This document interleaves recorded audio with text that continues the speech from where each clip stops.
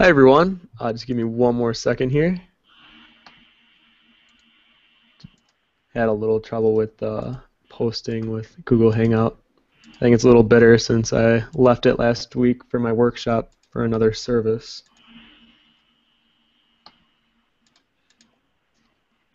But yeah, so then we will get started shortly.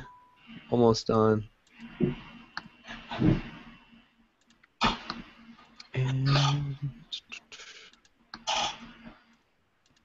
there we go. All right.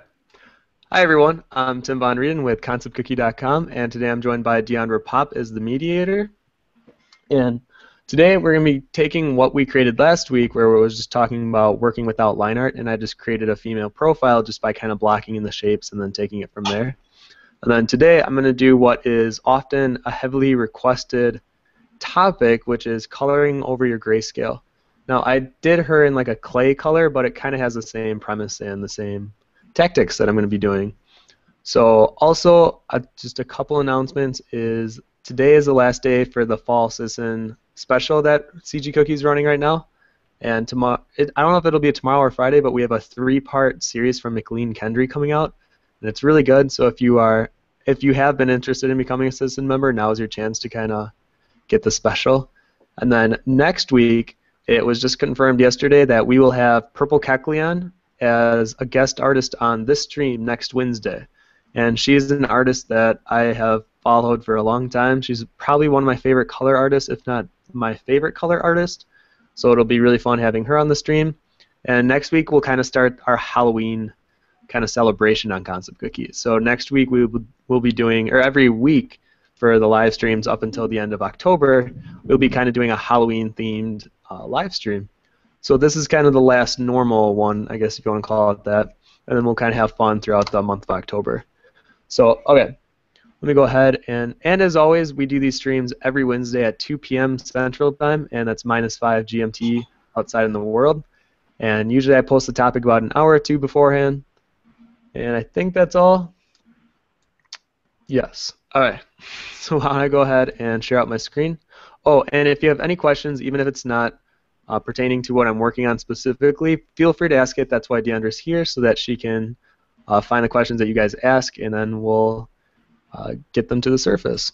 So let me go ahead and share my screen. All right, so the one on the left is what we created last week, and then the one on the right is just kind of the quick one I did this morning for the marketing.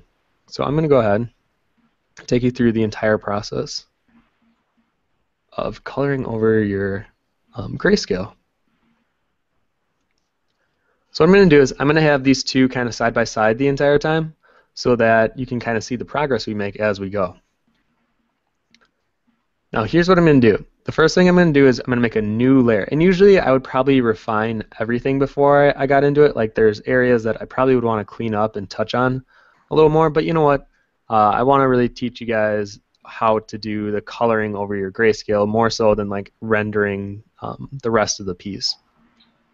So I'm going to make a new layer, and I'm going to change that layer mode to color. I'm going to write that on here.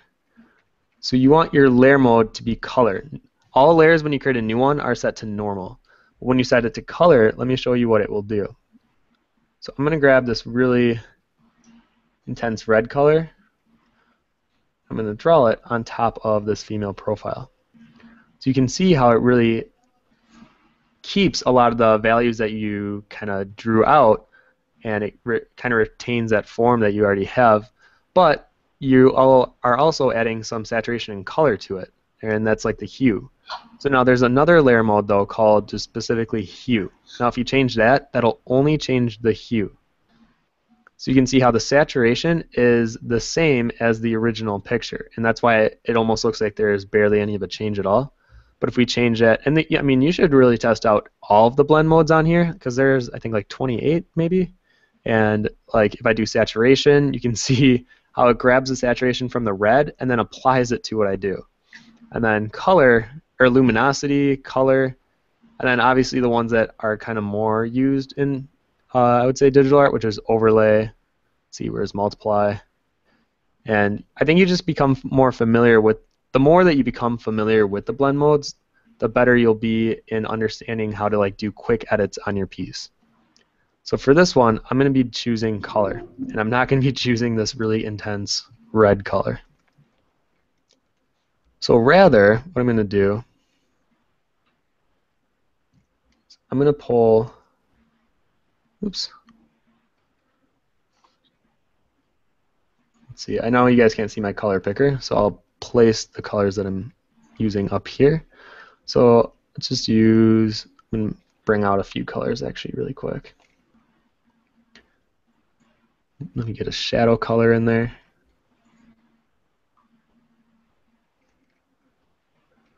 All right, so these are the general colors I'm going to be using for the skin. So now I'm going to go back to that color layer and I'm going to lay it out. So the first thing I'm going to do is I'm going to grab kind of this very neutral, slightly darker skin color compared to the other colors, at least in contrast. And I'm going to let that sort of be my base color of my skin. And really, I could be working really fast and make this this whole process go a lot faster, but I really want to slow it down for you guys and show you what I'm doing. And then let's say then we wanted to grab this slightly lighter skin color. And when I lay it out, I can see that it has a slightly more pink hue to it. So I'm thinking, okay, well, I want to lay this color in areas where the skin tends to appear just slightly more red or pink. So on the nose, on the cheeks, maybe a little on the ears, like that. And we'll just build it up subtly. So you can see the difference that we're making. While it's not a great one, we're still, or not like a great difference of one yet, you can still start to see it. And then the next thing, I think I actually want some lighter skin color. So let's go ahead and grab a more intense one that has a slightly yellow tint to it. I'm going to start applying this one to where some of these highlighted areas are.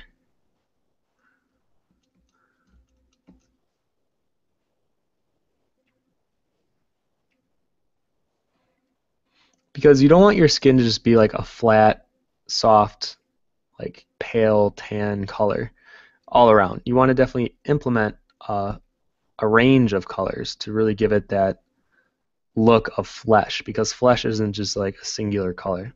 It's a multitude of colors. And for the hair, I think I just made it dark just for the purpose of the stream. But if we want, maybe let's do something interesting. Maybe like a purple or something. And when I'm pressing down on the tablet, if there's areas like the top of this hair right here, I might not push down so hard. So if I push all the way down, you can see how intense that purple can be. But I'm like thinking, I kind of like some of that base color that we used over here. So I'm going to let that kind of show through on the picture over here. So what I'm going to do is I'm going to just not push quite so hard on that area. But then maybe like the area in shadow, I don't mind having a little more dense with that color.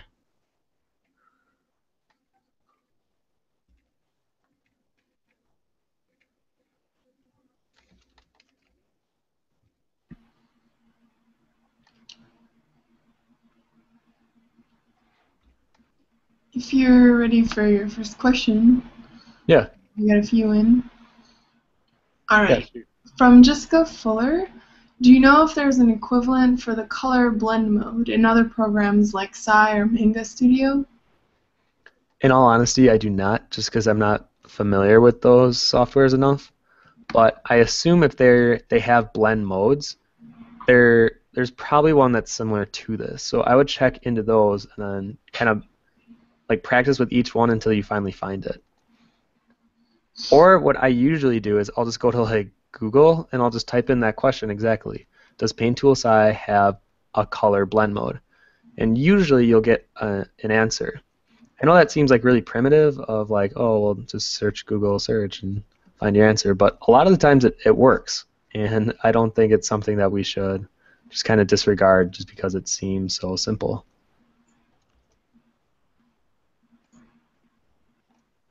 All right. Next question. Was it a normal layer or a color layer where you laid the colors down? This is a color blend mode layer. Okay. Or this is a layer that was changed from normal to color. And I haven't used any overlays or multiplies or anything, just the color layer.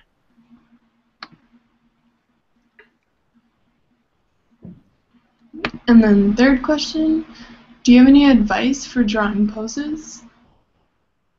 I only laugh because I feel like I'm very poor with doing like dynamic poses. I do very static 3/4 turn view poses just because when I went to school, since I was more or less a 3D modeler, we would always do it in very simple poses so that you can see the entire character, and we wouldn't hide any of the articles of clothing that they're wearing or anything really. And I would say if you're looking for ideas for poses, uh, I mean, there's a few different things that I like to do. I'll either, one, just look at what's out there already. So, like, I would say League of Legends has been a big influence on me lately, just in seeing how they create their dynamic poses and what poses they do. Or even just going to, like, Pinterest and typing, and don't just think you just have to type, like, female poses. Think outside of the box and try typing maybe, like, abstract female fashion. And I think you'll see a lot of more crazy bend and twists and poses that you might get than if you just typed in female poses. And I would say lastly, just look at like DeviantArt or DrawCrowd or any of the sites out there that kind of focus on really, well, on DeviantArt I should say definitely be careful because it's definitely convoluted with a lot of art that I wouldn't say is finished or professional. But you can find really great art, or even just Pinterest if you type it into. I would say put on your little treasure hunter hat and go look for some dynamic poses and make like a collection of them, and then work off of that, get inspired off of that.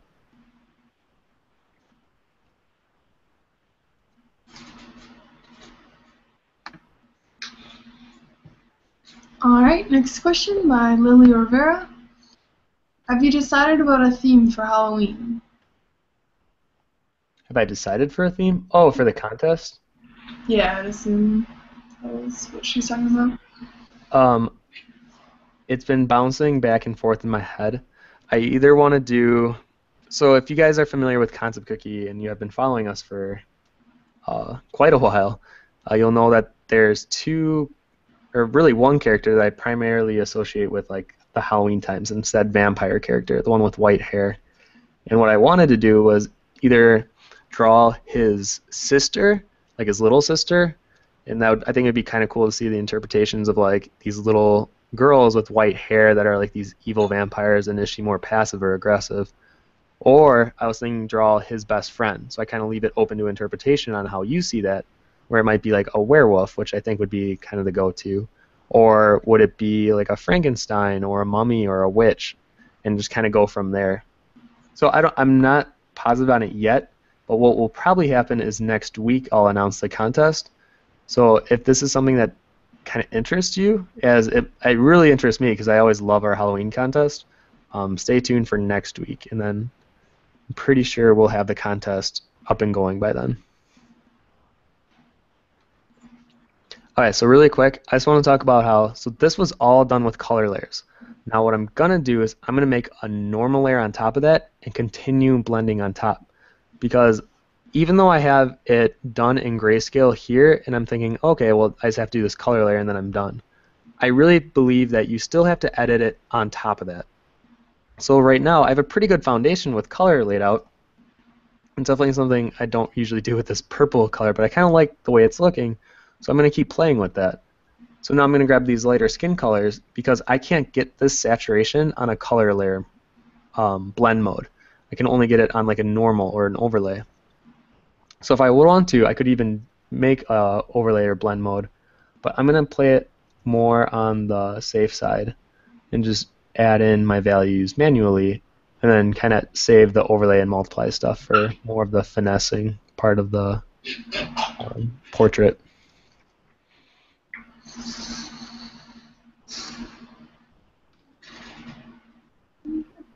And DeAndre, I can't actually see when questions come in, so you'll have to, I don't know why Google Hangouts is being weird today, so then you have to tell me when we have questions. Sure. Okay, next question from Ben Sinclair. Hey, I'm currently doing a piece of art homework in traditional colored pencil. So do you have any tips for this? If you do much traditional art? Yeah, actually, I did a pencil sketch last night. But I would say while I was in high school, I only worked with colored pencils. So I'm assuming that you're using Prismacolor pencils. And if you aren't, I would recommend those because those are the best colored pencils I have ever used. And they work very well in blending. So I guess my biggest advice for you if you're doing colored pencil traditional work is be very patient when you're blending. Don't rush things. And I think that patience will pay off in your final result. And I think that's the one thing that really helped me when I was doing it.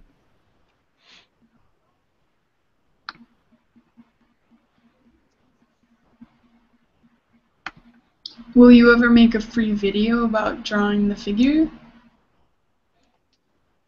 Yeah, usually I've kind of noticed that my free videos have kind of melted into these live streams a week because just the whole act of the recording of a free tutorial and then the editing and then the publishing and the marketing really it's very time consuming where I could just do a live stream on that subject matter and then I could usually get the same result and I could have a lot more of that user interaction where they can ask questions while I'm doing it.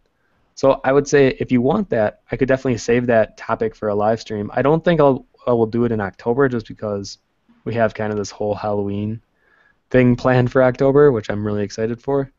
But that's definitely something I will keep in my mind as we move into November.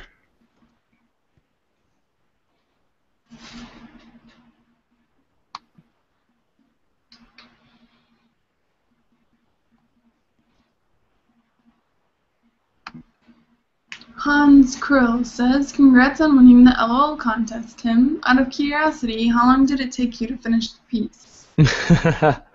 Thank you very much. Let me go ahead and so for those who don't know what he's talking about, I entered in a League of Legends contest and it wasn't like a really big one. It was just kind of a fun small one, and I will show you what I did so I can kind of explain how much time that took.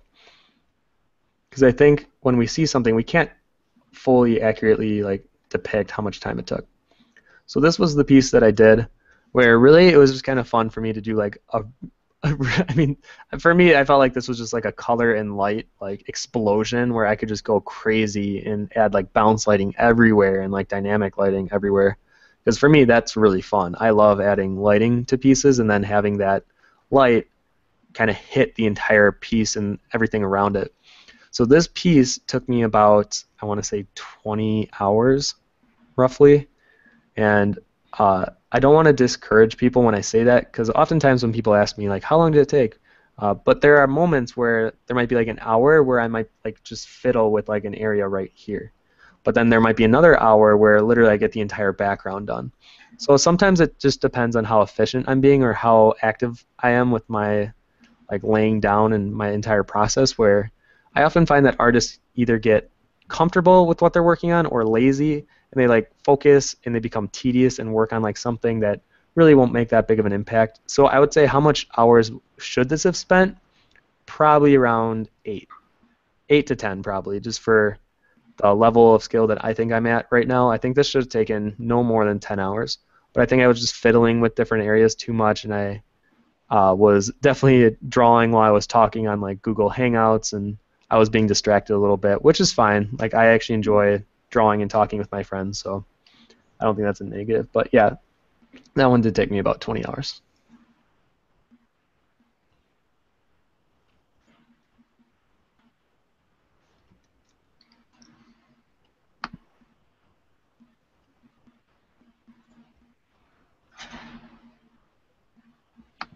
From Jennifer Mayer, I'm currently working on my portfolio. How many pictures should I show in it? This goes back to the whole. I remember I discussed with someone this before on how you want quality over quantity. So in my opinion, it doesn't matter how many you have, even if it's like 3.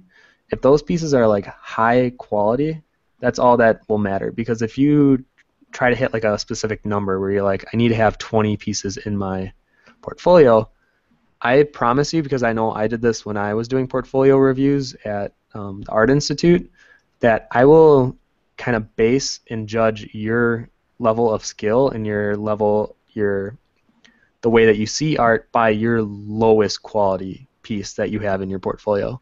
Because then that tells me that since you included that in your portfolio, you felt that this was a strong enough piece to showcase that I can get a career off of this piece. So if you really feel like you need more quantity, don't. If anything, really aim for more quality. And I think that's what will set you apart.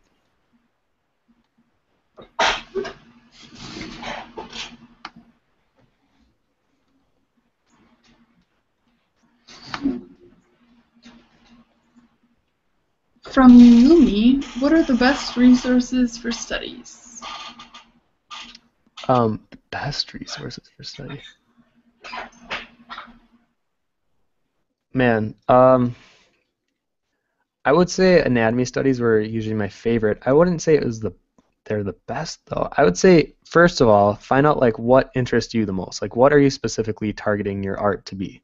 Where for me, I really like drawing characters. So the best studies I could do were like anatomy studies or proportion studies, things like that.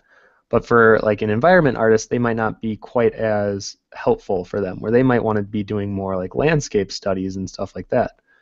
So I would say first look at what kind of an artist you are, and then really honestly kind of decide, okay, is this a good exercise for me to continue down my path as an environment artist or as a character artist or as a like animated artist, and just kind of work off of that mentality, I guess.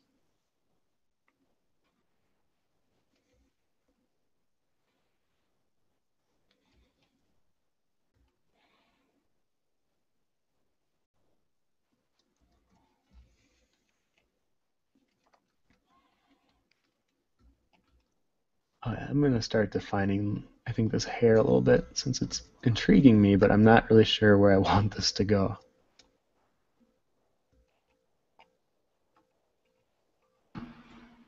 Okay, next question. From Ruth, do different color compositions require different base values, or would you use the same original values for any color outcome? I use different ones for almost everyone. So I think I was so methodical about how I did my pieces that I did exactly what you're saying, where I had a color palette and I would be like, okay, if I'm drawing skin, I have to start with this skin color and then I build up from there. But I think as I've gotten older and the more that I just draw in general, I find out that it's more of like what feels right. Like in this particular case, I chose the skin color because it just felt like that would be the right skin color for this piece and for this portrait, where I might not use this skin color again for quite a while as my base color. So while it's a nice idea to have the same approach to how you do every piece, I would say just don't feel uncomfortable by mixing it up a little bit every time.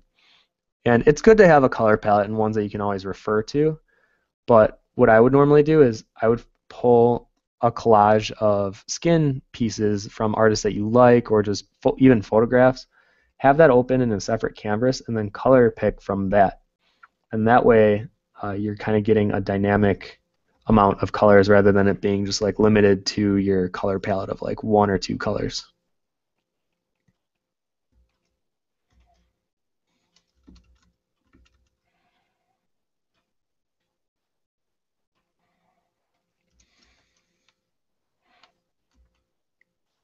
And I'm going to fix this nose because it's looking really weird.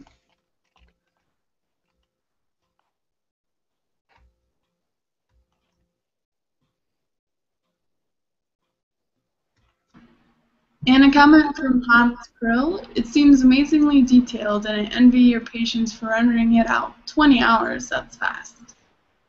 That's fast? Yeah. Well, thank you. I've never heard someone say that's fast when I tell them how long my pieces take. And that's all the questions we have for now. Alright. So then I can kind of talk about how I'm using a smaller brush right now. So when I start off my pieces, and this just is a good piece of advice in general, start working with like a larger brush, and then as you move on, make your brush size smaller. And this way you're not getting into like detailing until later on in your piece. And the other thing I really want to make a note is try to stay consistent with the level of finish that you're putting on your piece. So it probably wouldn't be a good idea if I just zoomed in and like just worked on this eye and made it really pretty, like perfect as best I could, and then zoom out and be like, okay, now I have to do that everywhere. You usually want to keep your piece consistent with each other. And the main reason for that is just time and being efficient with it. Where sometimes we get so wrapped up in like detailing that I might spend a good hour just detailing this eye, and then I'll zoom out and be like, okay, well, if this little chunk took me an hour, then let's see, that's 2 hours, 3 hours, and you kind of look around and it's like, okay, that I shouldn't be spending an entire hour detailing an eye unless if this is like a practice piece, or if something's not looking right and it's kind of being like a hard one to fix. But just try to stay zoomed out as long as you possibly can. And that way it'll help you work faster. And I think that's why, I mean, the 20-hour thing isn't a good example, but usually with my pieces, I can usually work pretty fast. But then I think I get so caught up in like detailing and the finicky stuff that's why it takes me longer to actually call it done.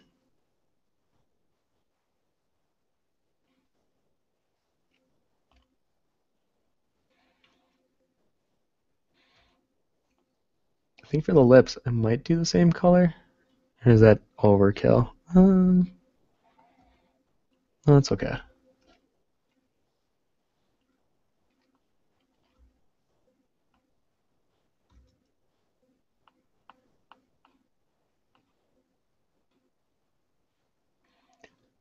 And kind of speaking of the contest, I encourage any artist, even if they feel like they might not win, to at least enter and give it a shot. Because that way it gives you something, it gives you a subject matter that's already kind of predetermined. So you don't have to think like creatively in that sense, or in like the concept sense.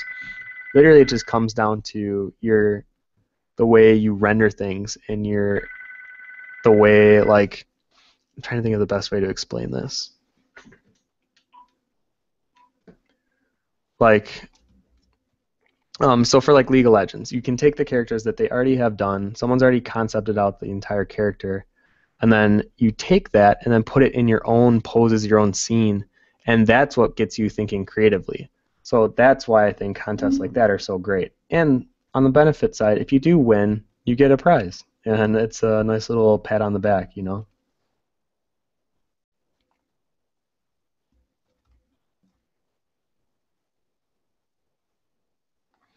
All right, so I've kind of worked on this piece quite a bit. I'm going to put these layers in a folder so I can show you what it looks like before and after. So you can see how we still have the initial values and they're kind of still retained. All we've done is added a kind of color layers to it. So what I'm going to do now, because I think I'm going to have some fun with this, let's go ahead and add an overlay layer. The first thing I want to do is I think I want to attack this hair up here. Let's get in some lighter colors here.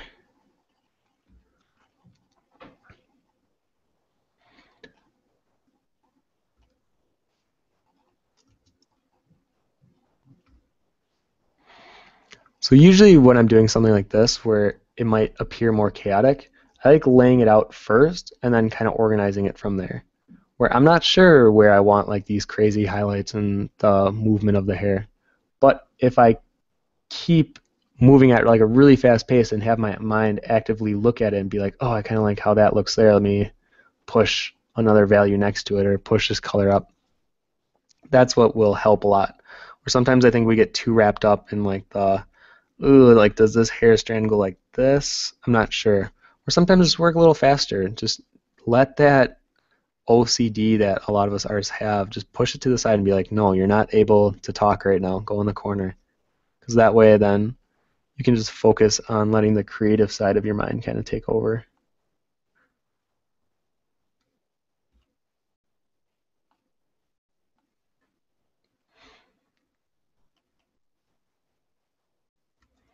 And I think I'm going to make this highlight slightly more intense there. Yeah. Because an overlay will really intensify your pinks and yellows in your skin. So I don't want to overdo it, but I do want to do it enough where it brings some life into the skin and it feels warm, especially against the hair, which I think intentionally I'm going to make more cool just to give it that nice contrast. So we'll see kind of how that will turn out.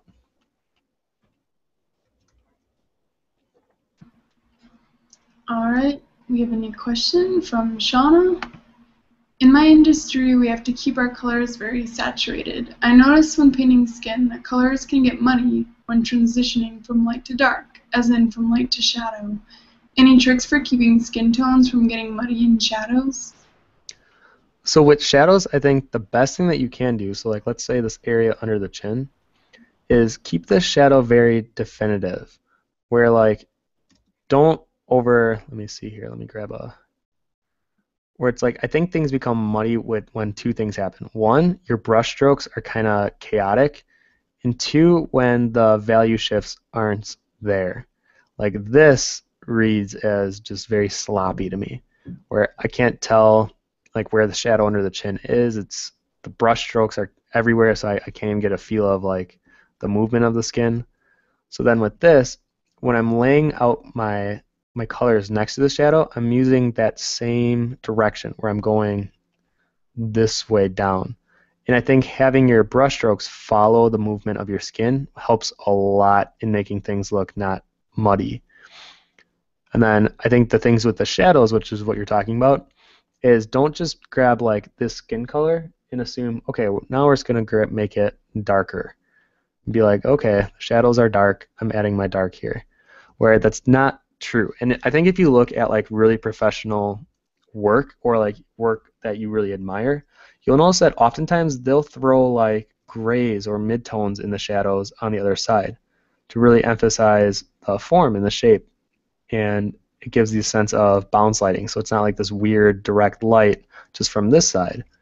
And I think having that understanding that shadows don't have to be darker than your light side, I think that will really open your eyes and like, oh, okay, I can use like a neutral blue color, lay it in my shadow and have it look completely normal. And that's because that happens in life where your shadow color doesn't add to the multiply, which I think a lot of us get stuck into. I know I used to do that all the time, where it's like, okay, this is shadow, let me pull just a darker version of that color and pull it in. Where if you look even like here, you can see all the blues and all these sort of not normal shadow colors are being used. And I think like on this side of the face, it's still looking a bit muddy because I haven't defined the shadow line that the nose is casting. So now I just have to look in different areas and sort of blend it the best to my ability so that it doesn't look muddy. And I think in terms of color, don't just always assume you have to go dark for a shadow.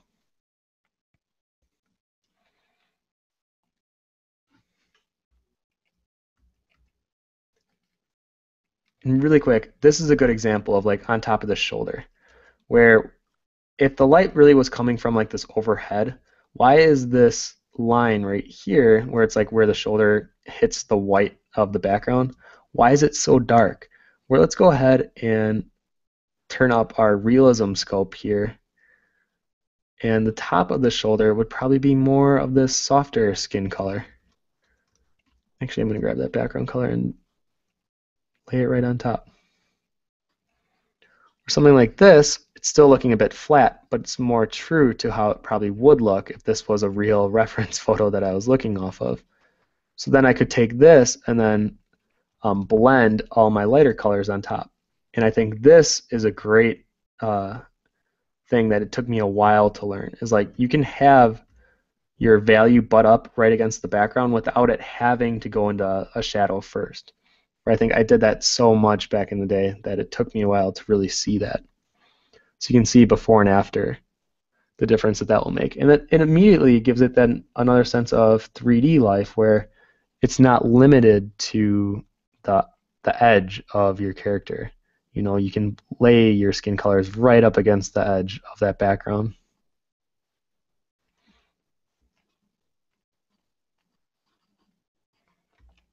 Even with like the back here, it's too dark. And the subtle shifts in values, that makes a larger impression, especially in my eyes, than like a more direct like this is where the light is, this is where the shadow is. If you have it more subtle, be like this kind of, it gives a stick impression of how light really works. And in my opinion, I like the look of it better too.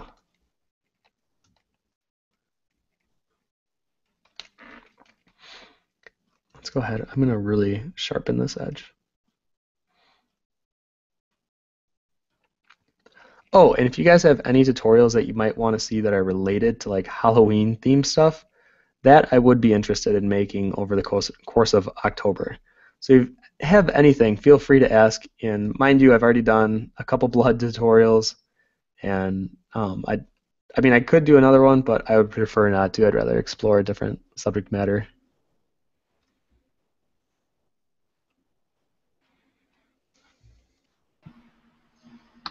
All right, we have a few new questions. Okay. Firstly, how do you go about detailing your pieces? Do you change brushes to make details like eyelashes and hair, for example? Usually no, and I think that's a big mistake that artists can make, is where if I can see that you used a different brush and it's pretty apparent, like if I zoomed in, here, let me give an example. So let's say, I would say most people use like a hard edge brush that has a shape dynamic on it. So let's say I zoomed in and then like made really detailed lashes close up. Because mind you, I think nowadays I usually stick with like one or two brushes for the entire piece. For this one, I've used the chalk brush and the skin brush, and those are kind of the only two that I've used.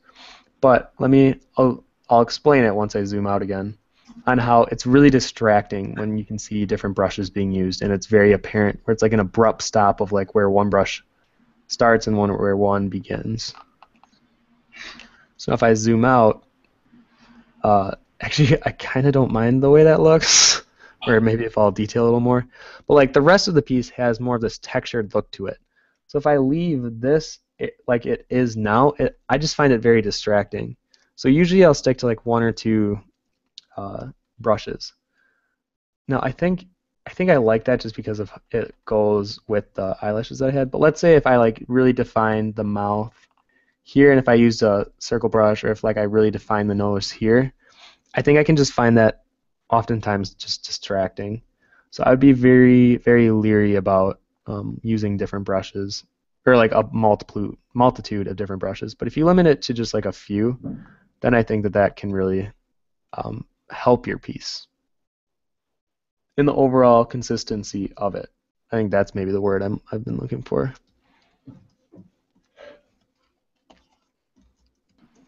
And the second question is from a student from your workshop named Tiago. Wanted to know if you received his last email. Yes, so I'm doing all my emails after this live stream. All right. Next question by Irina Irony. I see myself as a beginner and I get frustrated very quickly with every single piece I start. Am I just impatient, or should I concentrate on studies and exercises rather than jumping from one unfinished piece to another? This is a tough question, and I had an argument with someone recently about this where, one, I do think you have to be really patient, and I think that helps greatly as an artist if you're patient, because then you can take the time to detail things and you don't feel like you have to rush something. But in the same note, I do feel like the argument before of like, do I keep doing practices and studies, or do I do my own thing and try to make my own art? Because I was very stubborn, where I didn't really like doing studies and practices and all that stuff. I would always be like, no, I want to draw my characters and I want to, do the best that I can on that stuff. So I feel like I learned just purely through reworking my characters over and over and over and over again, to the point where I was forced to do studies, where it was like when I was doing my characters, I'd be like, okay, now I got to do the hand. I got to do the best hand that I can make. So I was kind of integrating my studies into my pieces. So if that kind of sounds like what you are trying to do. So if you want to do that, I would say, if like you're doing characters for instance, now I'm not sure if that's what you are doing, but if you were, then keep doing your characters. Now finish them, like don't just leave them unfinished, but kind of apply those practices of like if your character has like a interesting hand formation, or if they're like doing something interesting with their hand, to look up references of that hand, and then you can kind of, I guess, block it out on your page. Be like, okay, well, these are the fingers, this is the wrist, and I think that way you're forcing yourself to apply these studies to your work, and it still be fun for you. And this is the weirdest hand I've ever drawn. And then that way you can still enjoy art, even if you're a little more impatient, but still get those studies in as well.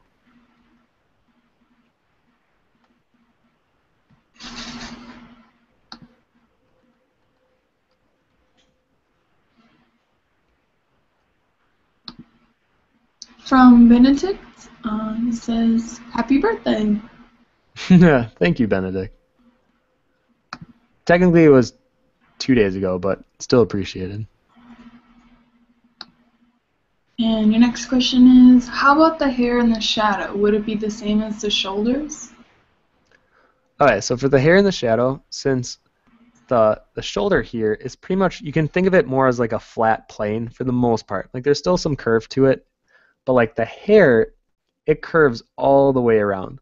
So we're seeing like the underside of the hair. So we don't really see that on the bottom of the shoulder, obviously. So what I would probably do is I would make this darker. But then like I'm going to apply the same thing that I just talked about with like the shadow, and I would probably grab lighter grays to emphasize the bottom of this kind of hair bun that we have going on here, rather than just be like, well, it's in shadow, it has to be dark. Where I might even pull like, if I should be working on more of like a neutral gray background. I don't know why I'm working on a white background. Where I would usually pull the grays that I have from the background right into the hair itself.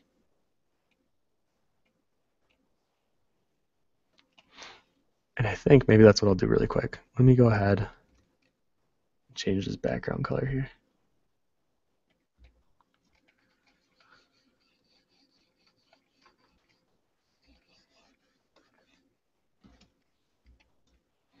And you can definitely see the areas that I used a white instead of an eraser. So why don't I go and, oops. I'm going to get rid of that white too.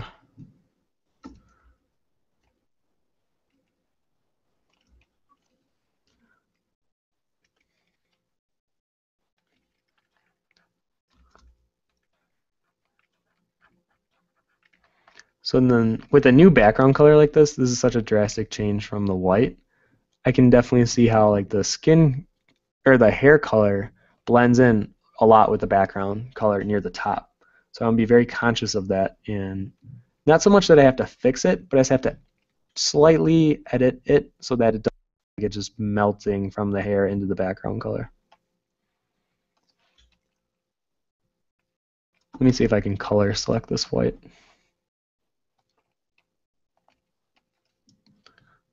Delete. That did an okay job, I guess.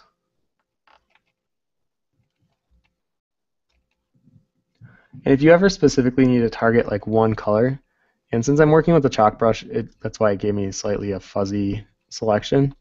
You can just go to select on the very top menu of Photoshop, and then just do color range. And it'll select all of that color in your piece, which I know saved me a lot of time when I was doing some pieces before. Actually, I still use that a lot today, so I feel like that is a technique that helps out greatly. And there we go. I'm going to finish that.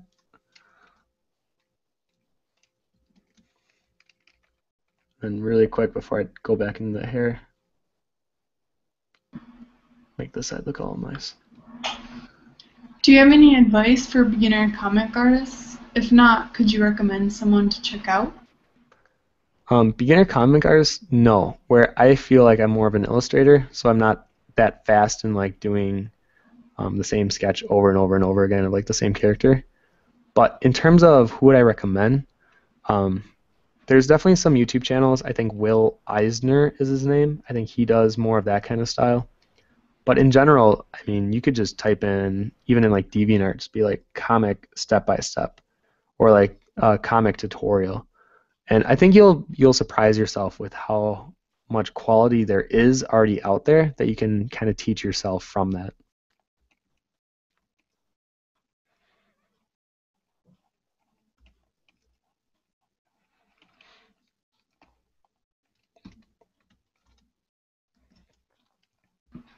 And we have about 5 more minutes until the hour is up. Well, since we started late, I think we're gonna go to like 3:10. Oh.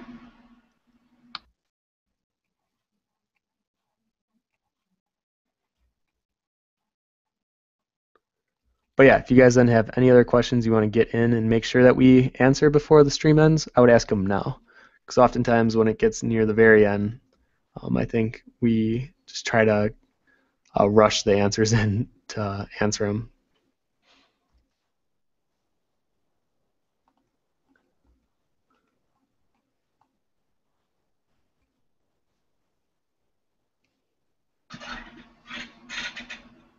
When you do the blending, do you lower the brush opacity? Oh, okay, yeah. So I guess this is a good thing to talk about. So my blending technique I label as ESB. And this is something that I'm teaching in the workshop actually later today. I'm doing the tutorial. And this is pretty much literally, this is all I do the entire time when I'm blending. So E stands for eyedropper. So usually I'll pick a color that's near the area that I want to blend. So let's say like this area looks really unfinished. I want to blend this. So what I would do is I first grab my eyedropper tool, choose a color that's similar, change the size of my brush, which is S. So then I'll be like, okay, I want to make it. And usually this just takes time to be like, how big should the brush be? Like stuff like that. What color should I grab? That just takes practice. And then I will blend, and that is my B. And literally, that's all. If you watch me work, you'll see me do it like a million times. So like in a live stream, I might do it like 1,000 times in this live stream. Where it's like if I see an area really quickly with my left hand, I'll hold Option, grab that eyedropper, and then I have my keyboard set up. So if I hold Control and Option, left and right changes the size. So then this just helps me with my flow, and I do this all the time, and you kind of have to figure out what your flow is. So this is a technique that works really well for me, and I usually recommend at least trying this technique and see if it works for you. And I guess this is just, once you find your process, I think you'll find yourself repeating kind of the same steps over and over and over again. And then I think one day I was just like, what is my process? And I watched one of my what was it? It was a time lapse of something, and I realized I do this nonstop the entire time. Not that it's a bad thing either. So I think once you find your kind of niche, really try to refine it as best you can.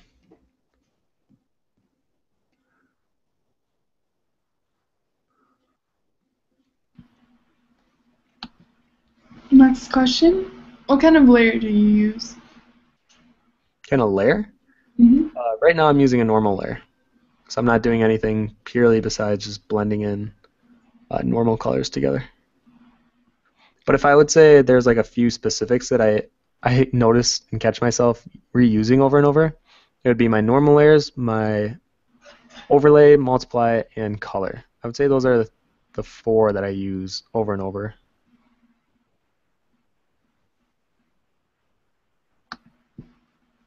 And do you do the ear after the hair? If not, how do you do it? I try to do the ear while I'm doing everything else. So actually this one I probably need to refine a bit more. And I'm just pulling in my knowledge of like what does an ear look like. And if you guys have ever seen the worksheet that I created, I usually always draw the hook first. So the thing right here. And there's usually like a Y inside of here, and then there's a bump. And those are literally the 3 parts to an ear. And if you just look at reference pictures of an ear, you might start to see that hook, the Y, and the bump. And then once you kind of melt it out, it becomes an ear. But normally, if the hair was behind the ear, I would do the hair first, and then I would grab my ear's color and draw right over the hair. That way we get that nice crisp edge and it looks more natural than if I did the ear first and then try to draw like the hair underneath of it.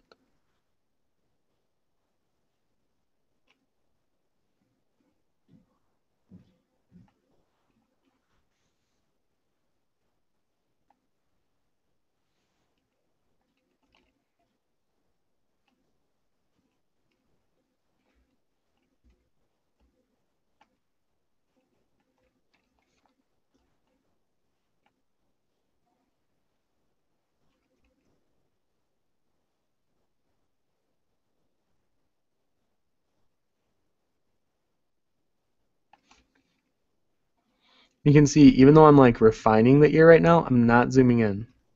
I want to stay zoomed out and look at it, the piece as a whole. And this way I'm trying my best not to waste time zooming in and detailing that way. And in all honesty, what I would probably do at this point is I would probably pull up my liquify and kind of push and pull some of the areas that I feel are just slightly off. Where I try my best not to rely on this as a crutch. I think too many artists use techniques that they feel they work and they know that they can rely on, so they overuse them. Where you really have to just rely on your overall ability and skill, and that's what you want to rely on, not these little tips and tricks.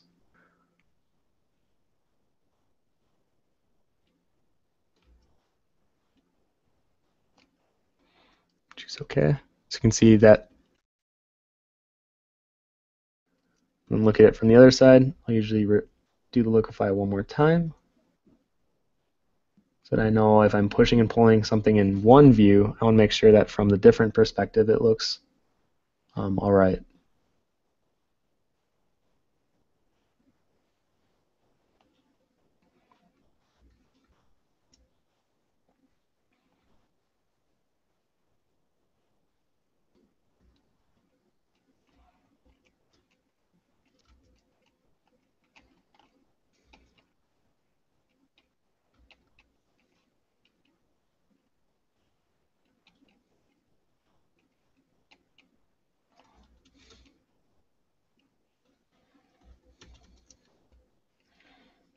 Maybe so that we can give her the essence that she's not naked. Maybe we can give her like a nice formal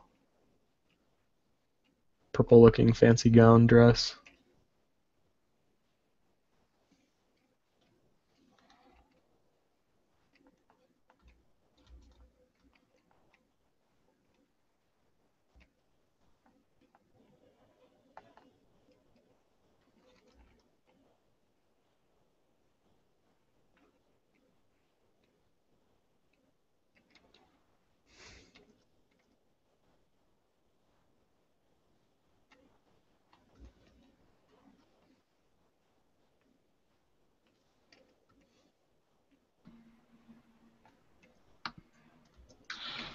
What is your favorite person or thing to work on?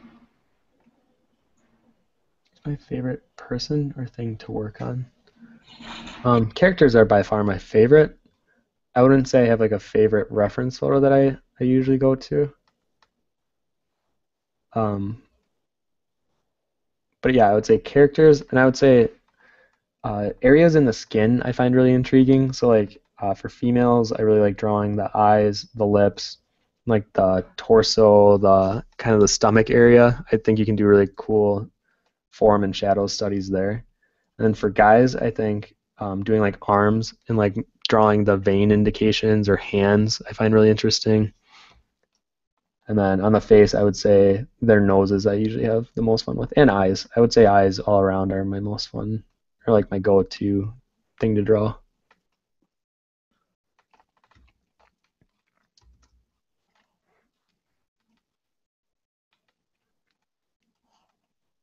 Okay, now I'm going to make a duplicate of this layer, change it to multiply. And now this isn't a technique that I fully recommend unless if you this is like the path you want to take. So normally I find that my pieces are too light in their value. And that's just because the way I see it while I'm working, I always make it a tad too light. So I usually duplicate the entire layer that I just made, change it to multiply, change the opacity a little bit, but then I'll draw on top of that. So then what I created originally becomes kind of like a foundation for me to do my touch-ups and my paint over from there. And now, like I said, this isn't something that I recommend to everyone. I kind of found that this method works for me, but like you just need to find your process and like experiment and try new things.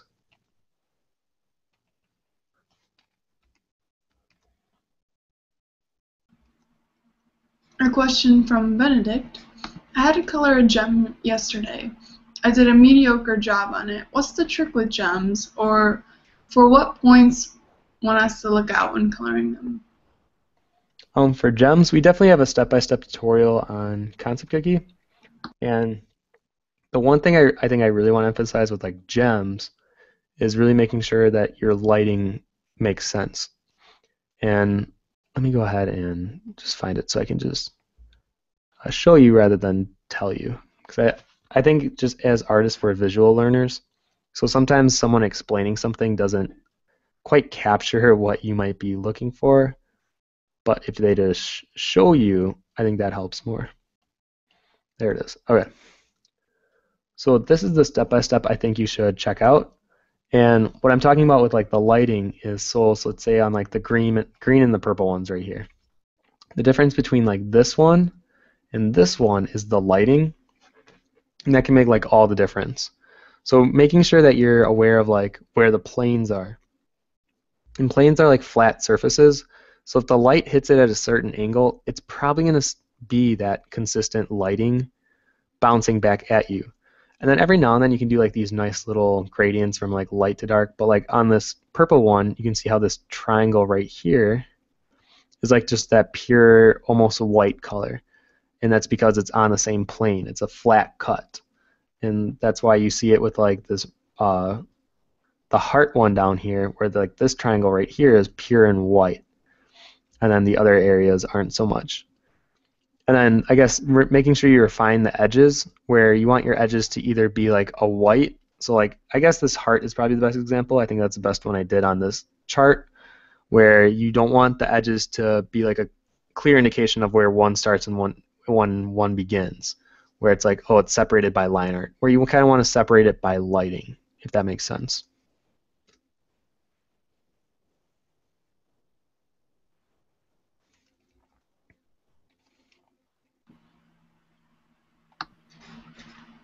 From Hans Krill. Doesn't the multiply trick also affect the saturation? How do you counter oversaturation? A simple layer correction? Yes, normally, but usually with the way I color, I work with very low like saturation colors, and just in general, I'm not a big fan of saturation. So like if I take off my multiply layer, where is it? So you can see, even though I know you guys can't see my color picker, actually maybe I'll let you guys, hold on. I'm going to switch my screen sharing really quick. So there's me again. Let me go ahead and show you what I got here. Okay, so I'll make it full screen so it's easier. Alright, so if you look at this piece, you might be thinking, okay, some of those purples have to be saturated. But if I choose one, and I open up my color picker, you can see on my saturation level, it's actually almost closer to gray than it is even a mid-tone purple. So it's actually really deceiving. And I think that's why I love saturation and using it minimally. Or like down here, this purple gown, this is a lot more saturated. You can see on the color picker, and it actually bothers me how saturated it is. But like the skin, let's like look at the cheek area right here, where like it's rosy. So it gives the impression that, okay, it's got some color in it, it might be saturated. It's still not even halfway up the saturation level. So normally, yes, you would probably fix it by doing a layer adjustment.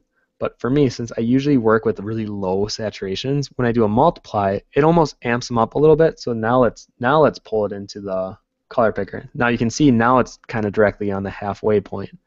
So then when I work on top of it, I'm just working on kind of adding more values to it. And I don't have to worry if the saturation is too high. And it looks like we have about 2 or 3 more minutes, so if there are any other questions, ask them now, and I will kind of rapid fire through them. And, well, still giving my best answer I can, but Yeah, so if you guys have any, feel free to ask them now. Or if you have any suggestions on the Halloween stuff, any questions about Concept Cookie or what's going to happen next week, feel free to ask.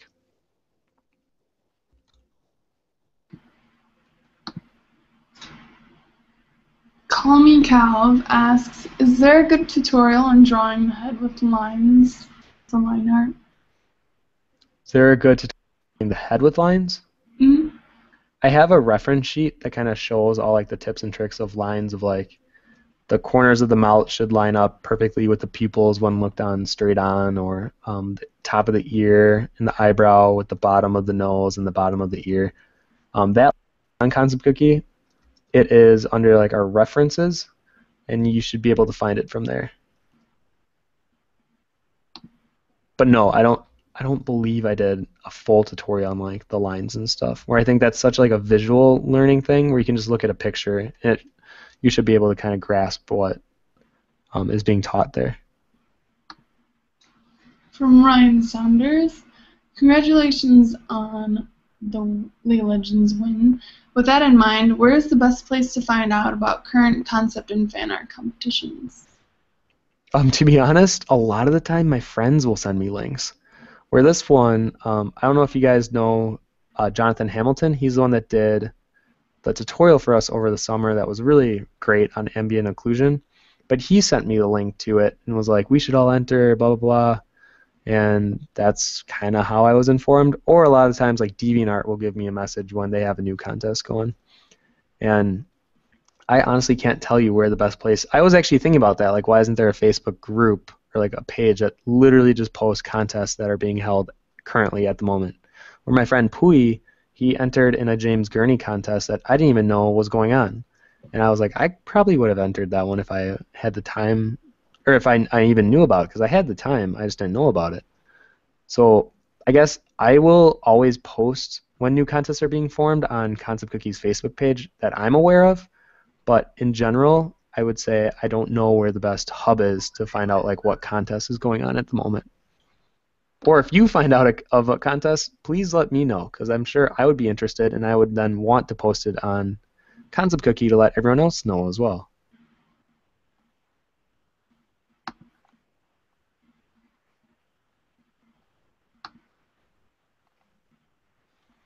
And with that, we're 10 minutes over the stream. Oh, okay.